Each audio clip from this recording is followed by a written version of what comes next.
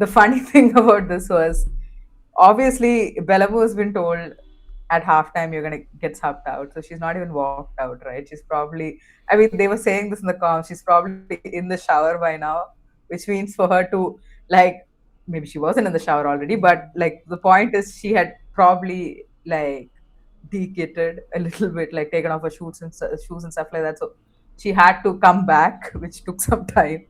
And then there was this full discussion for about 10 minutes about this man asking this woman on comms. It was very heteronormative. This man was asking the woman on comms, uh, like, oh, can you have permanent earrings? Is that a thing? And the woman's like, yeah, you can, but do you want to do it as a professional footballer? Probably not. And the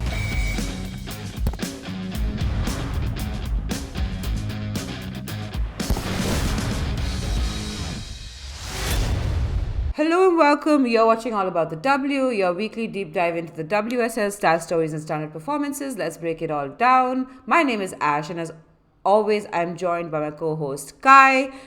Today, we'll be doing all about the match day, where we will be looking at the games in match day 12. A lot of exciting things to discuss. Kai, how has the match day weekend been for you? It was okay. I think there were a couple of really boring matches, but the important thing is that WSL is back, and there were some fun moments that we will discuss. A very a few quintessentially WSL moments that we did see in the weekend. So we'll talk about that. But yeah, happy that the league is back. Absolutely. Just a reminder before we begin, if you are new to the channel, consider subscribing. If you are an old hat, make sure you like, subscribe, comment, do all of those wonderful things. Um, Kai, let's get into it.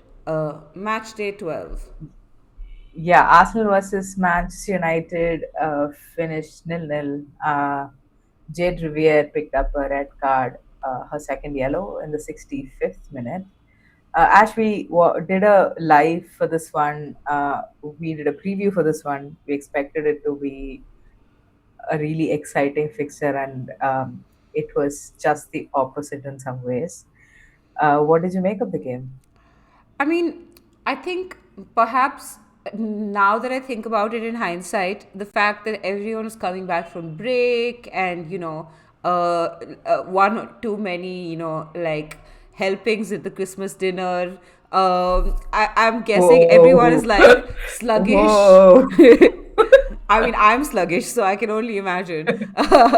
I'm guessing that, obviously everyone is going to look slightly off of it, and that is the game we saw. I was really hoping for a better battle because this was the fixture that possibly decides the top three. Uh, you know, I mean, Spurs aside, I'm not on in the camp of Spurs can, 100% have a chance of getting through. So this was the battle effectively to decide. It was a six pointer, like you said in the last video. So, Yeah. United, I thought, started really well. There was that one really good run that Jess Park had past the defenders, and then she crossed it into Rolfer, and it was also a good save by Borber.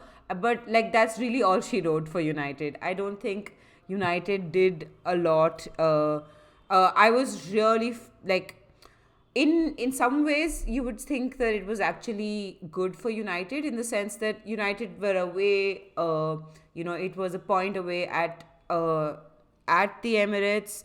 Like you would think, oh great, that's a win for us. But since it was a six pointer, and since you do have to like stamp your authority on the league, and now that you are a Champions League playing club, stamp your authority on being a club that plays every year in and year out in the Champions League.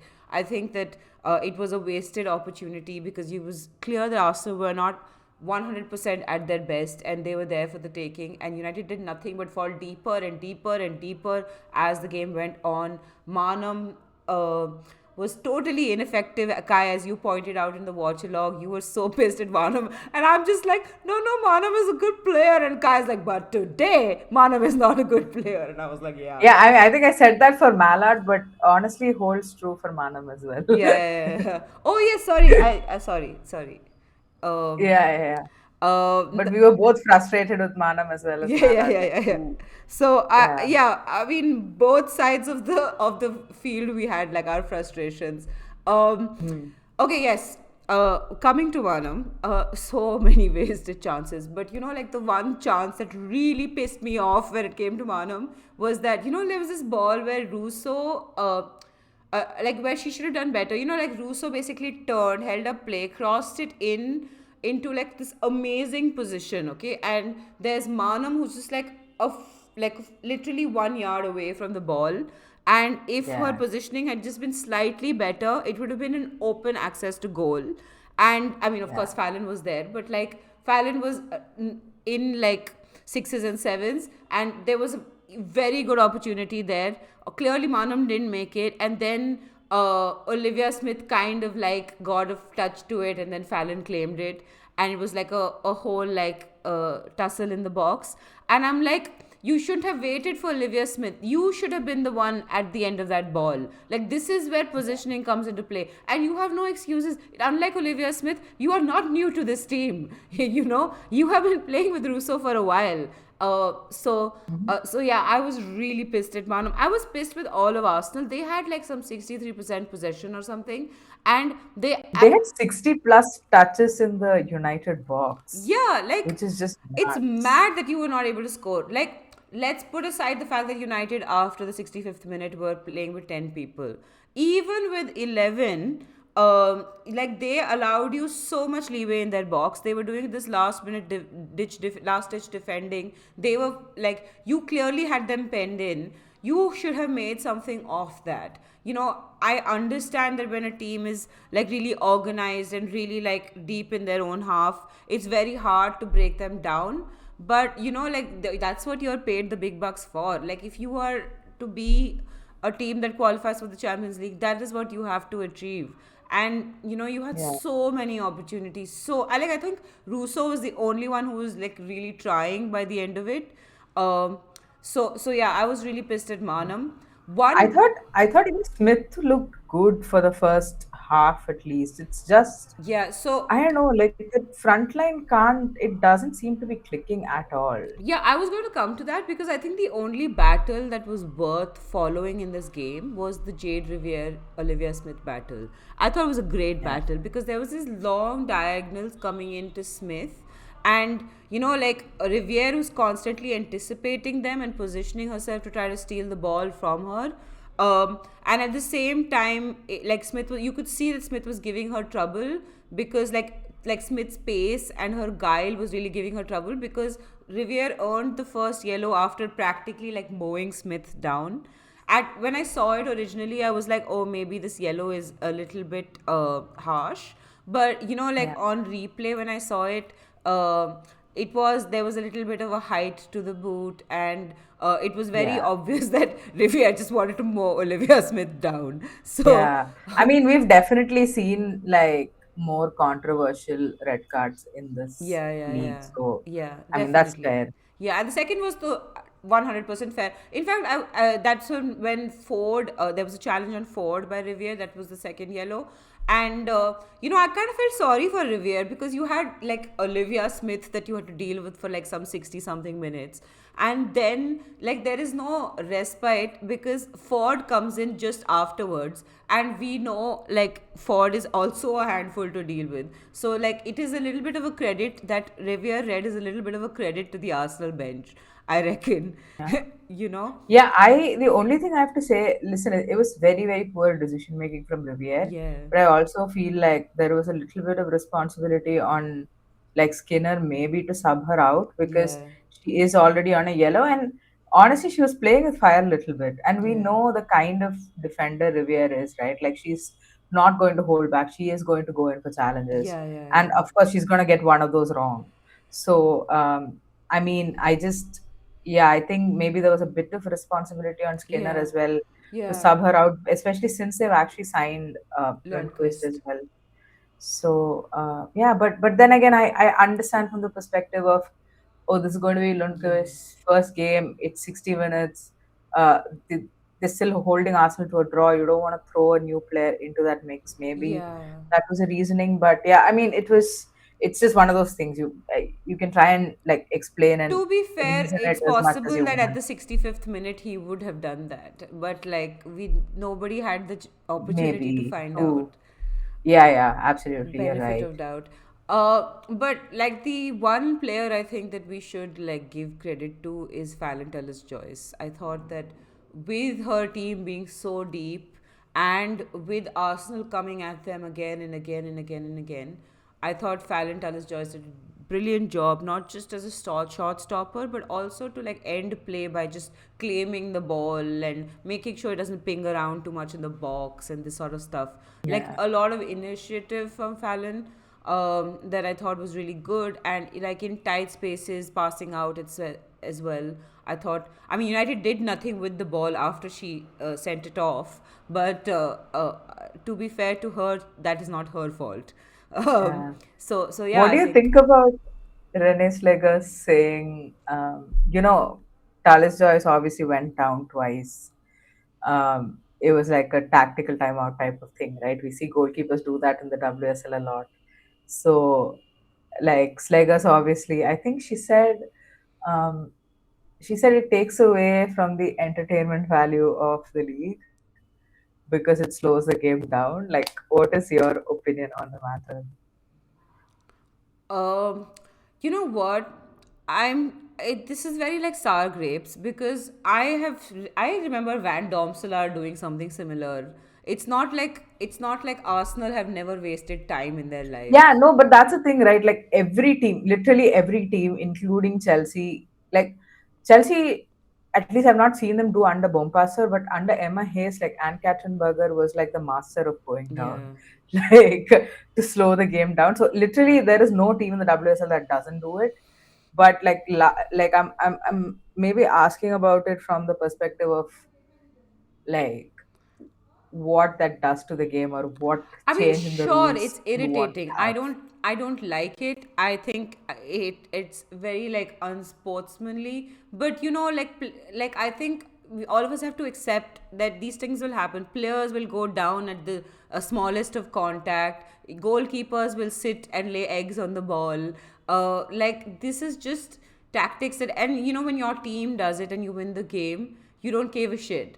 And when the Yeah. other team does it, you're like throwing like things at the TV. So it's just one of those things where it's depending on where you're coming from. If you're an Arsenal fan, you're just going to be like, this was shit. And if you're a United fan, you'll be like, well done, Fallon, you know? Well done, Fallon. Yeah.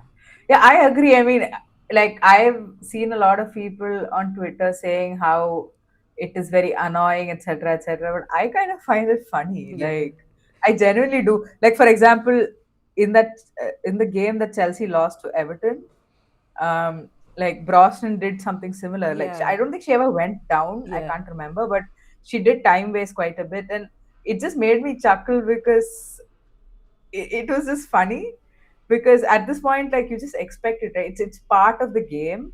But I think with going down, the only thing is because like it's very obvious and man, like it is used as like not just a momentum killer but also like a, an opportunity to share tactics with the team. I feel like that kind of feels a bit sus, you know? Like if you want to kill the momentum on the pitch, a player decides, oh, I'm going to go down, I'm going to kill the momentum, that's one thing. But then going down when like somebody from your camp is asking you to go down Yeah. and then sharing tactics, that feels a bit, uh, but Yeah. I mean, I still find it funny. I still do. I'm sorry. Yeah, it is funny. It really is funny. Like I mean, as a neutral, I got a chuckle out of it. But I can imagine that Arsenal fans were fuming. Um, Yeah. yeah, I think moving on to what was a thumping of a new West Ham manager. Welcome to the WSL, Rita Guarino. Chelsea versus West Ham, which ended 5-0 to Chelsea. Endo scored an own goal in the first minute. James scored in the 28th minute. Good to have her on the score sheet. Thompson scored in the 40th minute. And then Baltimore scored in the 44th minute. And then a pen in the 70th minute. Uh, Chelsea looking to at least narrow that goal difference, you reckon, Kai? Yeah, I mean, it was a good performance. Also, the penalty was not a penalty, never a penalty. Yeah. Just got to set the record straight. Yeah, it was like a fairly dominant Chelsea performance. Like Chelsea had like 65% possession, 26 shots to West Ham 6, 10 on target to West Ham's 1. It was a pretty one-sided game. I felt a bit bad for Guarino because I mean, like as a manager, you do not want your side to concede a goal in the first minute in your very first game. That to an own goal, which is tough. But I mean, like West Ham virtually created nothing. Like I didn't feel like they were going to score at any point except for maybe one transition they had. Like everybody looked rusty. I think you mentioned it when we were talking about Arsenal and United. It's very similar for West Ham. Like Chelsea also like didn't look overly like good or anything. I feel like the scoreline is kind of flattering for the kind of football we did play because the first two goals were like a gift from West Ham. So um, yeah, I think they looked rusty. Playing out from the back obviously didn't work out too well for them. I am curious to see if Guarino is going to persist with that style of play because with Skinner, we've already spoken about how maybe this is not the best way for West Ham to play given the profile of players they have. And now they've lost two very, very good defenders in Amber Tiziak as well as Anouk Denton, who've both gone to other leagues. So that is definitely very concerning for them.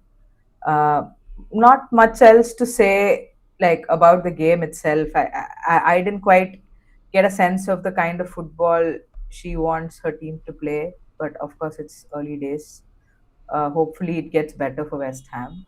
Yeah. Um, but yeah, I think in terms of individual performances, the player I wanted to shout out is Verla Burman.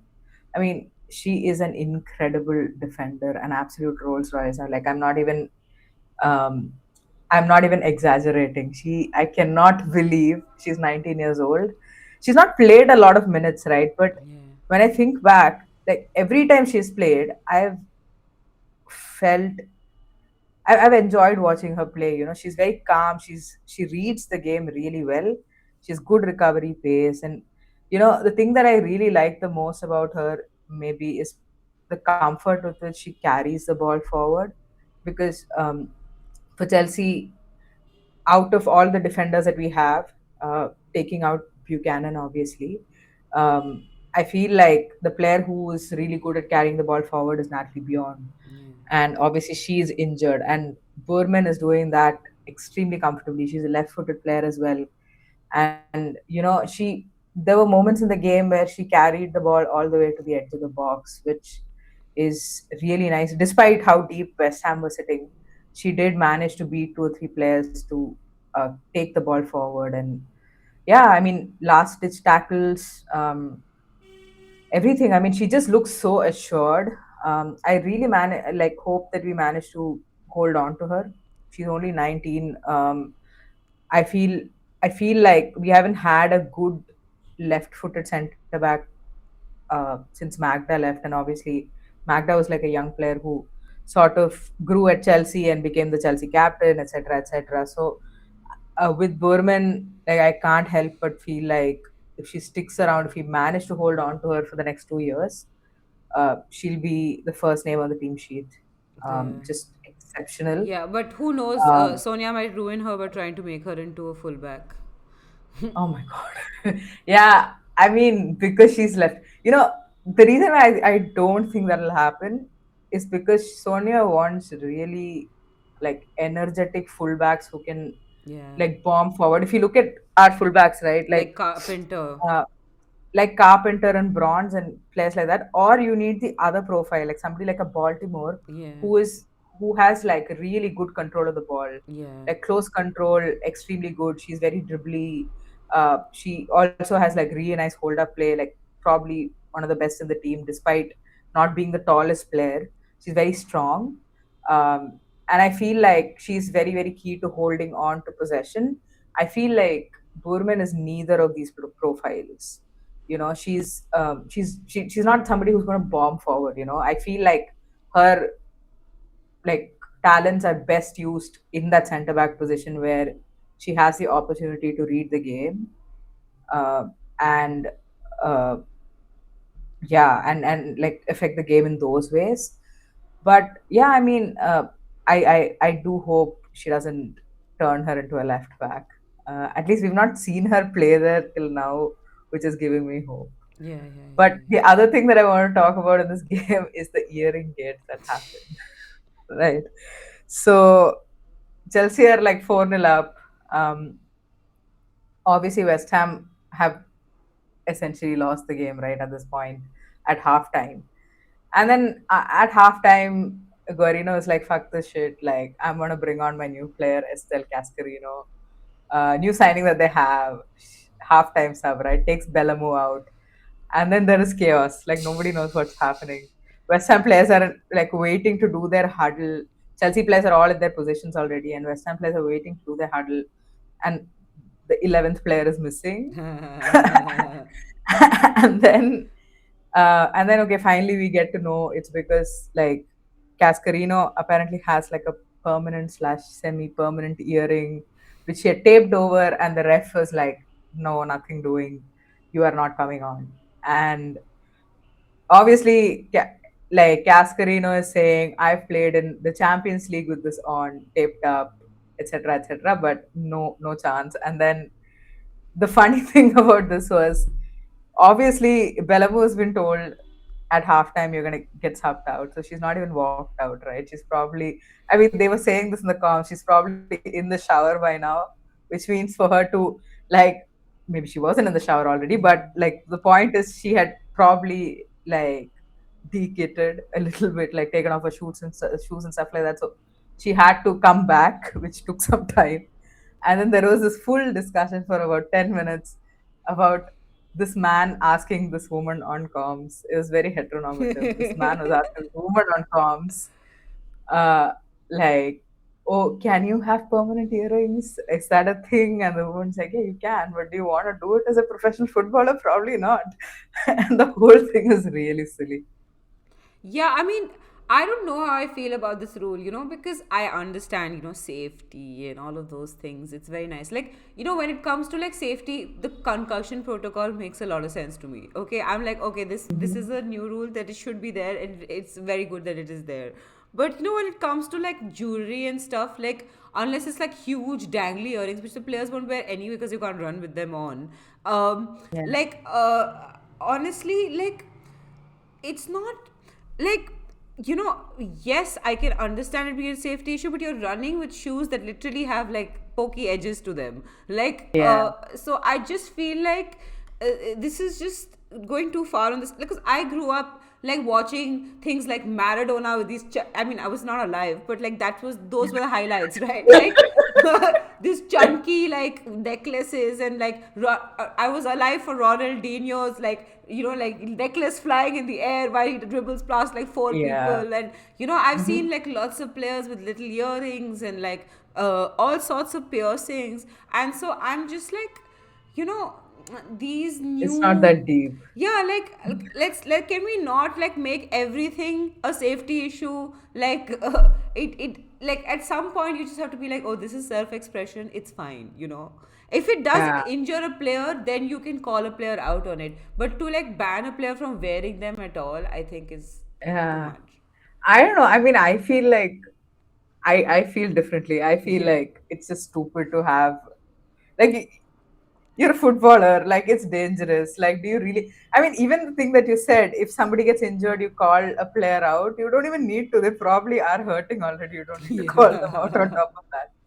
But yeah, I mean, I think it's silly to do it as a footballer, but it's fine, like whatever. It happened, and hopefully now players actually remember to take off their jewelry and maybe don't have like permanent piercings. I don't know. Anyway, uh, but yeah, I think the most positive thing is that we managed to win the game because we are chasing City, and I think Chelsea have scored like 25 goals in the last 5 games since they lost to Everton. So that is very, very reassuring. Yeah. Okay, all right. Okay, speaking of league leader City versus Everton, City winning 2-0. Carolyn scored in the 26th minute and Miedema in the 63rd minute. Ash, So slightly controversial. I know there was a slightly controversial moment in the game. yeah, I felt really bad for Everton. I really felt bad for them. Because like from the starting of the game, I think arguably till like the last 15 minutes, Everton were like super organized in defense. They were like even in attack, when they would get the ball, it was one touch pass direct to goal. So they really did try their best. And like so many things went against them, right? Like, first of all, they equalized in like the 45th minute or something, and then Hmm. that goal was disallowed because it was argued that Ruby Mace had backed into Yamashita, and so it was a foul on Yamashita. And I'm just like, it was, to me, it was a rare moment of Yamashita, who I think of as a very physical presence in the box, uh, was not strong enough there, because like nobody would have said anything if the goalkeeper just shoved the player out of the way, Yeah. So I'm sorry, like this was not a foul. Like, where is Ruby May supposed to go? Like, bodies like occupy space, basic physics. And if she backed in, she was just following the line trajectory of the ball. Like, I'm sorry, like you can't, like it's really sad that our like entire bodies of the footballers are being like chopped up. Like, defenders can't have arms, people can't have butts. Like, what is this nonsense? Like, so I was just like, this is definitely a goal. And I do feel like we protect the goalkeeper way too much, like with this obstruction rule, with the fouls and everything. I think, we there needs to be a line drawn somewhere, and this is my line. I don't think it was a foul. I think it should have Yeah. been 1-1 at halftime. Okay, but whatever. Like, on the whole, and yeah, adding to that, in the second half, Carches Noes was injured, and then of Oh course yeah. Kelly Gago came on, so it wasn't too much of a drop off. But Kelly Gago is also looking to get transferred out of the club, and so it's not like a good. Like, that's what the commentator was saying, that possibly Kelly Gago had been dropped because she might be up for a transfer. But like, I Yeah. did think that it didn't look as cohesive after that. Mm-hmm. So yeah, Everton had all of this bad luck, but I will say that City played amazingly. Like, City were amazing. So on the balance, the fact that City, like, City are really frightening because of how fluid they are, and they were in this game as well. I realized that apart from Jade Rose and Rebecca Nark, practically everyone in City plays two positions. Like, Mm-hmm. when Bunny Shaw would go wide and cross the ball in medium, like Carolyn would or like leave her wide position and come in centrally and become the striker. When Bunny Shaw was in the midfield, Miedema would come forward and become this, like, run in from behind and become the striker. When Yui Hasagawa runs bombs forward, Blinkilda Brown becomes the CDM. When Blinkilda Brown is up forward, Yui Hasagawa is the CDM. Like, even Kasparai is literally a winger because of how Yeah. high City play. So, like, for me, I thought like the fluidity, like it is amazing. Like, it is not just Gareth Taylor being like, let's switch the wingers. This is Mhm. true fluidity, where one, Yeah, and it's very well organized, where the player immediately sees space is not occupied, I will be space occupier. Okay, and yeah, they're all so good on the ball that they can literally play anywhere on the pitch. Technically gifted footballers. And I think yeah, that is what the first 11 of City makes is so frightening. Even Lauren Hemp, like, I think Lauren Hemp did some defensive work as well. So I'm yeah, just like, kudos to City for like producing this team. I understand they only play once a week, so it's easier. But like, whatever you want to put it down to, the amount of drills that they've done because they only play once a week has produced this yeah, well-oiled machine that is going to stand them in very good stead if they keep all these players. So yeah, yeah, I think you must understand that yes, Everton did equalize, but the only reason they were in this game is because Courtney Brosnan is an amazing goalkeeper. The number of times, like, positioning wise, I will die on this hill. I believe positioning wise, just to be in front of the shot at every point of time, that is a skill that only Courtney Brosnan has in the WSL, to the degree that she has it in. I will say yeah, that she is the best shot stopper in the league, not just because she stops the shots really well, but because she positions herself in an area where the shot will come. yeah, And constantly you could see this Bunny Shaw would constantly be peppering her with shots, and it would be directly to Courtney Brosnan, not because Bunny Shaw is some like bad striker who's giving the ball to the goalkeeper, but because Courtney Brosnan would last minute position herself such. So I like Everton was only in the game because of Courtney Brosnan. If with any other team, City would be winning this game 5-0. So yeah, credit to Everton being the only team that has defeated Chelsea also in this league. But City are just right now playing on a different level. There was no yeah, stopping them in this game. And absolutely. clearly, like, the fact Fujino being injured doesn't will not stop them, because they have Carolyn, who is more than an apt substitute. There Yeah, was no drop off whatsoever, and they bring with them. The first goal, like, Carolyn in that first goal was so good. Like, literally, she skinned Pacheco, like skinned her. yeah, There were three Evertonian players around Carolyn. She had no business being in a goal scoring position. Like, mhm, she went from the touchline all the way in, managed to score a goal, skinning Pacheco in the process. I'm just like, whoa! Not the touchline, sorry, the um like the flanks, like edge of the yeah, flanks, into like the goal area, like into the box. It was just amazing to watch. What a bit of skill! One on one, Carolyn is just a delight yeah. to watch. You She know. is really good. Yeah, absolutely. I, yeah, I think right now City are playing like a team that's not going to slip on a banana peel, if you Yeah. will. Yeah. Like, I feel like they'll just walk right past it, Yeah. because they just. I feel like, that's a difference I see from this city to a Gareth Taylor city, because I don't know, something about the way they're playing, Yeah. and part of it could be, they've added quality, like you said, Fujino is injured, Carolyn comes in. Say if Carolyn is injured, Bene comes in. Like, these Yeah. are all good footballers. So I do feel like part of it is quality, but part of it there's like they genuinely. I feel like the entire squad is genuinely looking at this as a new chapter, and that's definitely helping. They just look in cruise control right now.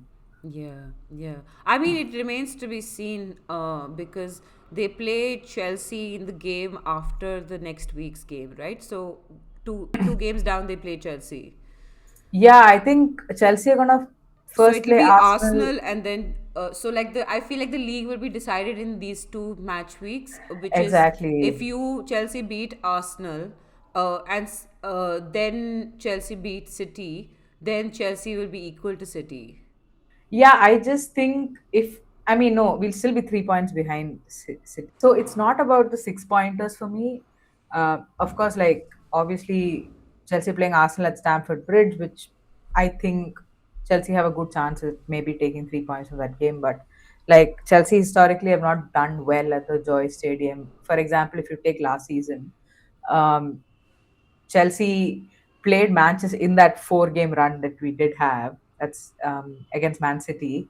Chelsea played the first leg of the Champions League at the Joy Stadium, but the league match at Etihad, and we lost the first leg and won the league match at the Etihad, and then won the rest as well. But the point is, we don't really. I don't know why that is. We just. I can't remember the last time we actually won at the Joy Stadium. So that's not a happy hunting ground. But yeah, so historically, it's not been a happy hunting ground for Chelsea, so to speak. But for me, it's not even about the 6 pointers. For me, it's about the other games. I feel like your Spurs and your Villas. I see this Man City team beating them comfortably or just doing enough to get the 3 points, and I don't feel similarly about Chelsea. Yeah, absolutely, absolutely. Um, okay, speaking of the villas, Villa versus Brighton ended 2-1. Sonoda scored in the 11th minute, Daly in the 57th minute, Hansen scored in the 58th minute. Um, are we, Kai, seeing the half of the season downfall of Brighton all over again, in your opinion? Yeah, yeah, I'm concerned for Brighton. I think I'm definitely concerned for Brighton because right now it really feels like Kiko Seke is kind of carrying the team on her back, and there's been rumors that Juventus are trying. They've tried 3 times to get Fran Kirby apparently, um, and Fran Kirby is open to moving to Italy, but the club is blocking that move, which is, I mean, fair enough because I feel like we've seen Brighton with and without Fran Kirby, and without Frank Kirby, they don't look very good. But unfortunately, in this game, I felt like Kirby was okay, Haley was okay, Saike was like doing a lot of work. But overall, up front, they look really bad. They don't have a, if you want to be a mid-table team, say if you want to finish in the top half, I feel like maybe you need better quality up front. Yeah. Like, this is no shade to Madison Haley. I think she's very good. I do think maybe Vidosic would consider playing a front two of Haley and Seke instead of like a 4-2-3-1 that they did play. Um, but yeah, I don't know why they've not gone into the market yet for a forward. Maybe Masaka is closer. I don't know. I've not seen Masaka play. I know she's a big talent, but she's coming back from injury. I doubt if their hopes and dreams are on a very young player who is coming back from a major, like a big stint, injured. So I'm a little disappointed that Brighton have not um, gone into this window to find a forward because they desperately need one. I thought Villa were like very good, honestly. Like my initial reaction to this game was that I thought Brighton looked better than Villa, but then when upon like rewatch and stuff, like Rachel Daly before she actually scored her goal, hit the woodwork like twice, and you know, I'm liking the look of Hansen and Haley, sorry, Hansen and Daly up front for Villa because we've seen her like alongside Ebony Salmon or Georgia Mullet before, but this time, like with somebody who's as clinical as Daly, like if we remember 2 seasons ago, she won the Golden Boot in the league. So that's like she scored like 24 goals or something. That's the quality of that she has in front of goal, and maybe that's gone down a little bit, but maybe it's just a rough patch, and she's gonna come back to that form. Yeah. So I like the look of it because I mean you have Daly who's clinical and Kirsty Hansen who can like create something out of absolutely nothing. That goal, it was a beautiful, beautiful finish. Like it was absolutely special. I mean, it would definitely go down in like one of the contenders for goal of the season because the space was really tight for Hansen and she did really, really well.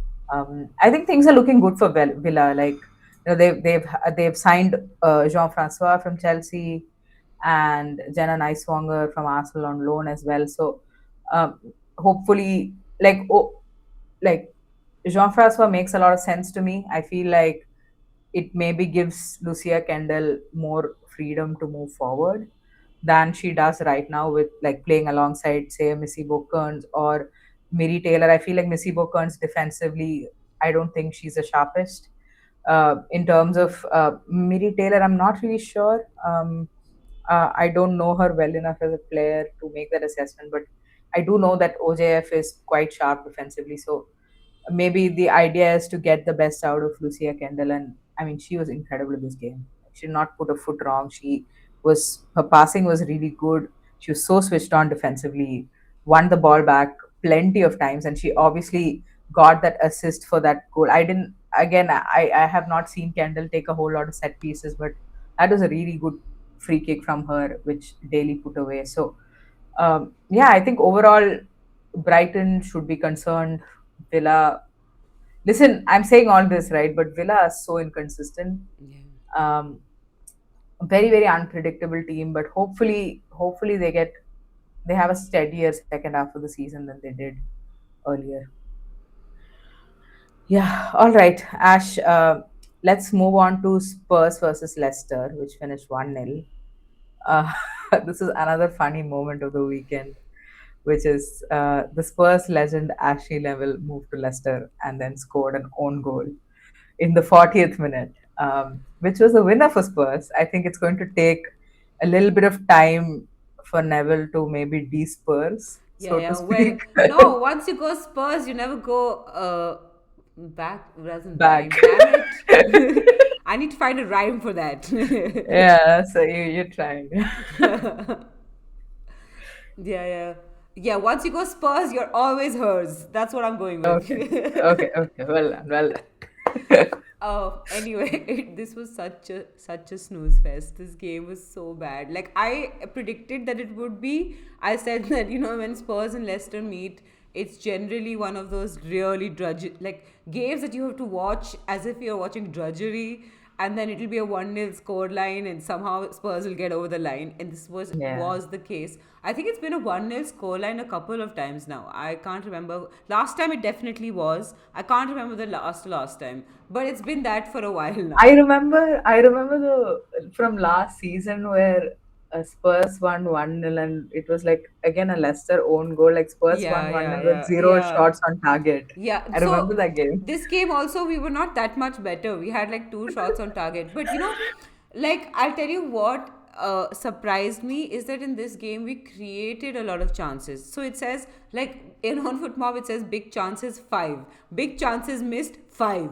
And I'm Five. just like yeah, great. I mean to be fair, there is a lot of positives that we could take from this game. Signe Gopset started for Spurs, and she is just phenomenal. Phenomenal. Like, there wasn't a area of the pitch that Signe Gopset was not on. Left, right, center, like true Royam daughter, like roamer, space creator, whatever you want to call it.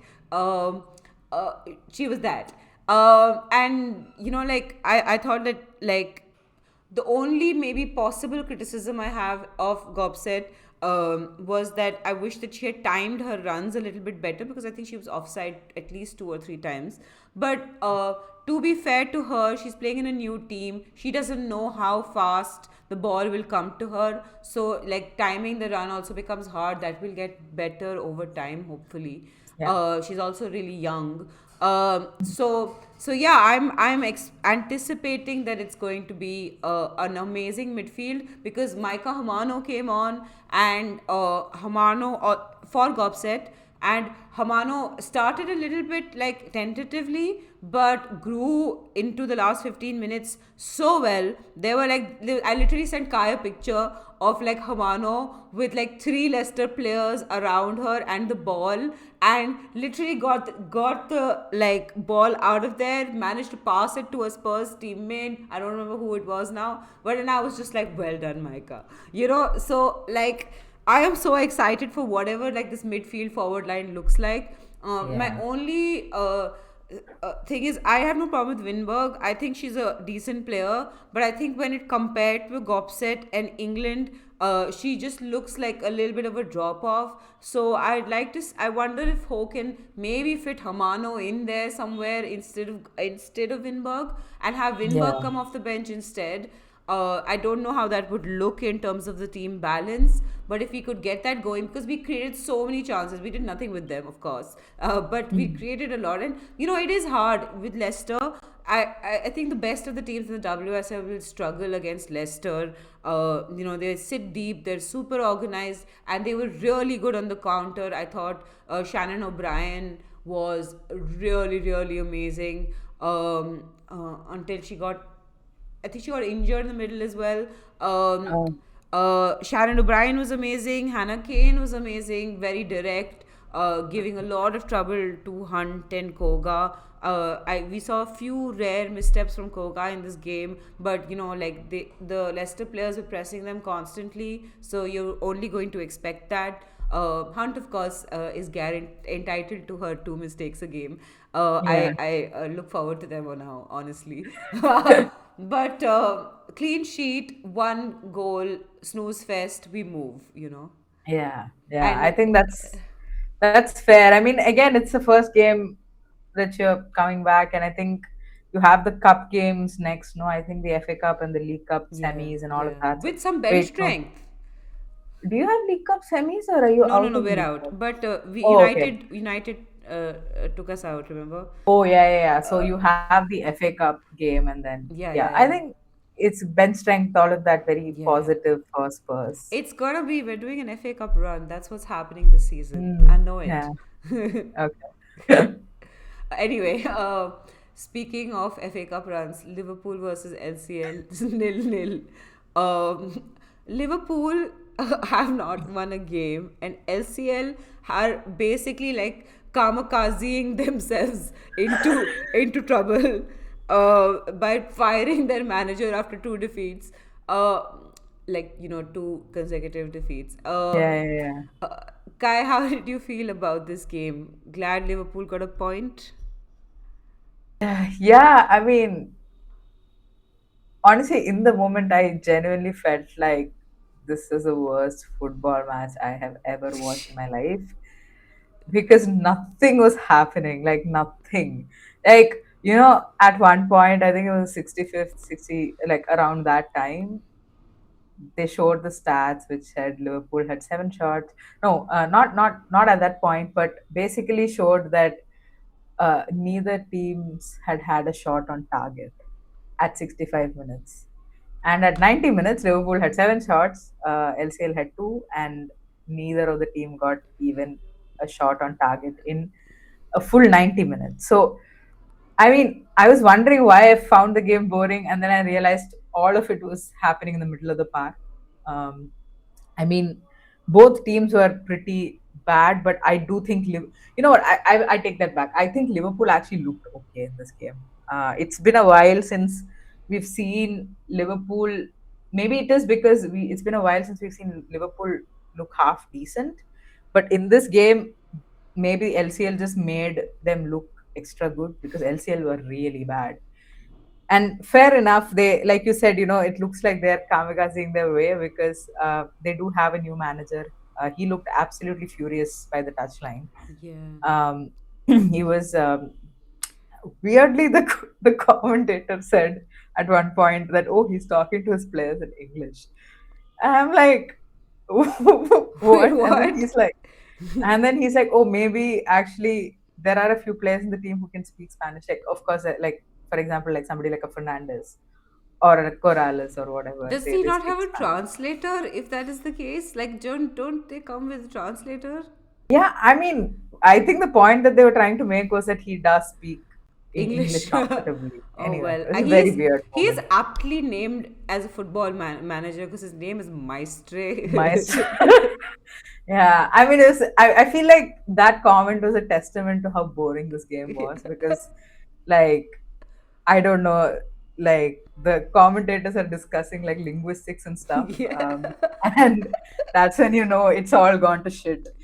But anyway, I thought like the brightest spark in this game was probably Bergstrom, Yeah. uh, Liverpool's new signing. She looked good. Like she looked, she looked like she wanted the ball. Yeah. You know, like a lot of the times when we watch Liverpool, it genuinely feels like nobody wants the ball at their feet because they're just so terrified.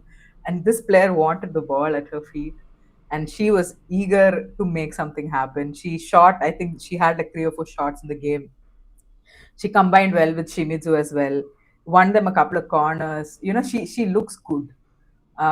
She looks energetic. She looks positive, and I think if they can keep her fit, she's going to be a good addition to the team.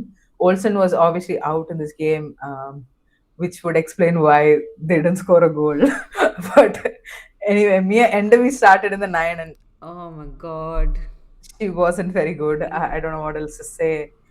But yeah, I mean, like, the only thing is, while I was watching the game, it genuinely looked like nobody could make like a 5 yard pass, Yeah.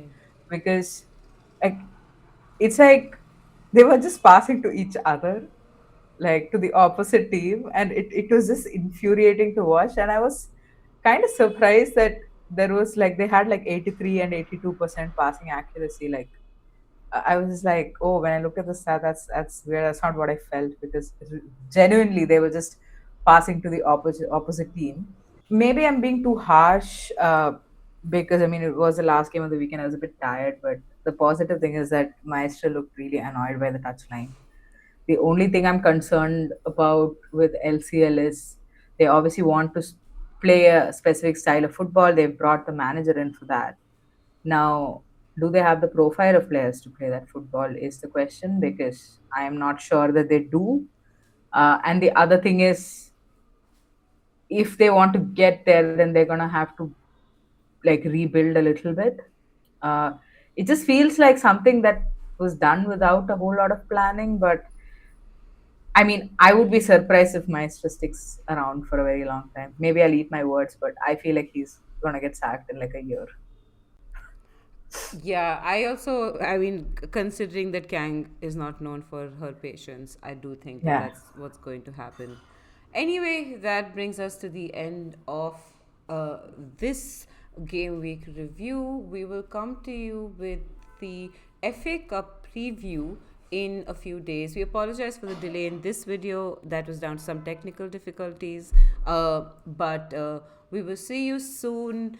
Make sure you do all of the wonderful things like subscribe, comment, all of that. Tell us how you feel about the new managers in the WSL. Tell us how you feel about the snooze fest that was this game week, except for the Chelsea game, maybe, and the Villa Brighton game.